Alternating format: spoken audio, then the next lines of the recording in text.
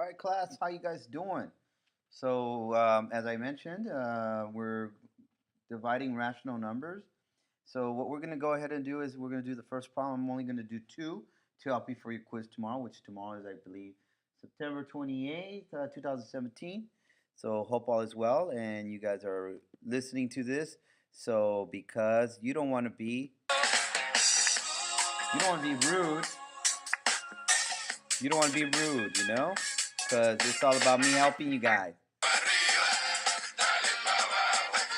All right, here we go.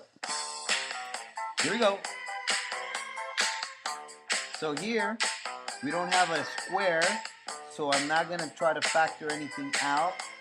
I'm not trying to factor it out completely, meaning I'm not going to do the generic rectangle because there's no square. But I can factor out an 8. How? Well, I know that 8 is a multiple of 32. So I'm going to break it down. 8 times a, and the negative, I'm going to put negative 1. And I know 32 is 8 times 4 because I see that I have 8 in the first term. So 8 and 8 is my common factor, right? So then I'm going to close the parentheses and I get a minus 4. How do I get minus 4? I have a negative and then it's 1 times 4, which is 4, right? So remember, when we're dividing, I forgot to tell you this, but when we're dividing, we got to change this to multiplication and do it reciprocal. So 3a over 3 divided by 16. All right, so you should always do that first. So now we got this, I guess this expression, and we factored it out, and it's a minus 4, right? Yeah. Now, on the bottom denominator, I have a plus 1, so I'm just going to leave a plus 1 by itself. All right, so now I'm going to multiply this rational number with this rational number, and I don't have a square, so I'm not going to do generic rectangle, but I know that I have a 3, so I could do a common factor similar to this problem, which is 3 times a, and I have a plus, so I'm going to put plus 1, and then I got a 3. So do I have a common factor? Yes, I do. Yeah. So what do I got? Plus 1. There you go. If you got that, that's pretty good. So now I'm going to go ahead and replace this with this factor. So I'm going to go ahead and write everything out again. So I have 8. So I'm going to go ahead and let me factor that out. 4 times 2 is 8. Then I have a minus 4. And then times, and then I'm going to put the times 3. And then times the a plus 1. And then in the denominator, I have sorry, I stutter sometimes. It's all good. A plus 1, and I have 16, which I'm going to be doing giant 1, so I'm going to do 4 times 4, which is 16. So now, let's go ahead and find your giant 1. So which one do you see? Do you guys see anything? If I could write you a song to make you fall in love, I would you gotta fall in love with math. Here we go. That one, 4, 4. Anything else? Yeah. Just to hide your face and you wear them around. Yep. A plus 1. A plus 1. Anything else? Well, you see I have a 2, right? And then 4, I could break down the 4 into 2 times 2. Then I have a giant 1 right there. So then what's my answer? I got 3. A minus 4. You could either put 3 here, 3 in the back. It doesn't matter. Over, what's left over? 1, 1, 1, 1, 1 times 2. So there's my answer. 3 times a minus 4 divided by 2. Pretty easy. All right, anything else? That's pretty good, right? So next one.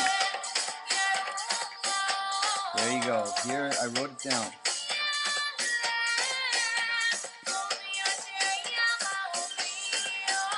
All right, so what do I do first? I keep this, and this I gotta change it, right? And reciprocal. So switch it. And I'm gonna put it in parentheses because it's part of a family. It's what's called the expression family. Right here. This is together. Don't individualized, okay? It's part of this familia. So now here I do have x squared, and it's a 1x squared. So the leading coefficient is a 1. So we're going to just go ahead and do the straight generic rectangle.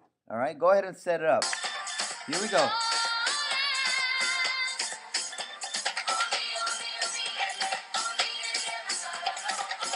You got that? So the middle term is always the bottom, and when you multiply these terms, you get negative 20x squared. So what times what will give you negative 20x squared? But when you add or subtract, you get negative 5x. All right, let's see. Go ahead, go. You got it?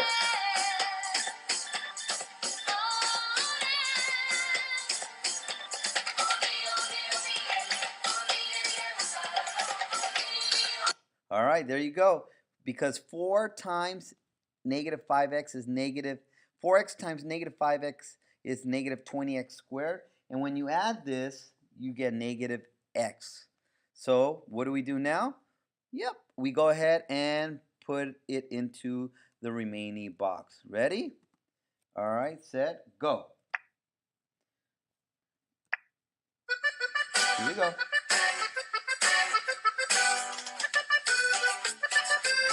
Now find your factors. Find your factors. You got it? Here we go.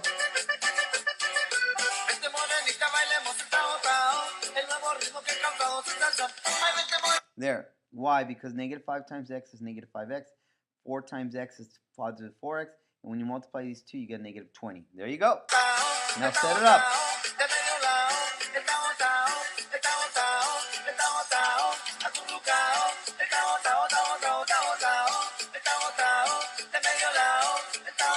Alright, so now on the bottom, the denominator, I have the same thing. The leading coefficient is a 1x squared, so I could straight go out and do this generic rectangle. Ready? Set it up. Go.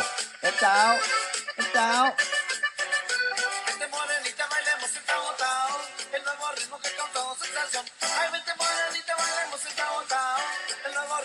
Multiply. Middle term. Alright.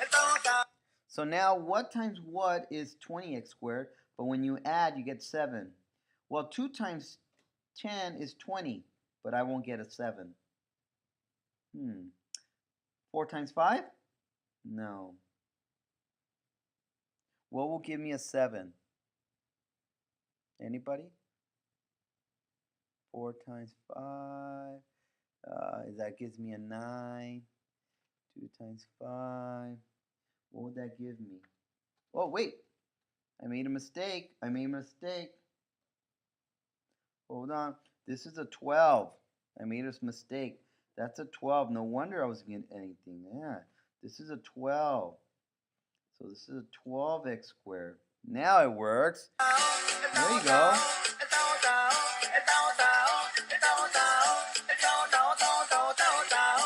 Here you go. Set it up. There you go. It worked. Now write it up.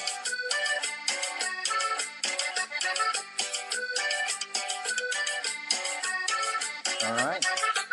So now let's go ahead and set everything up. Ready? I'm going to write all these expressions in one row. And then the bottom.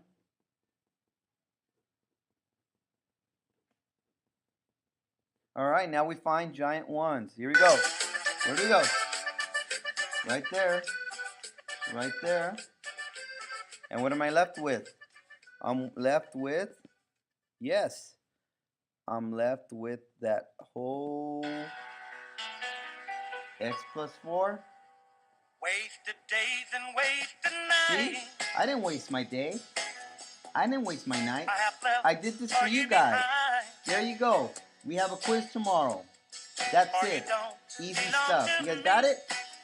Play this YouTube video back, and you'll get it. Come on, Salazar. Why should I Adios. keep loving you?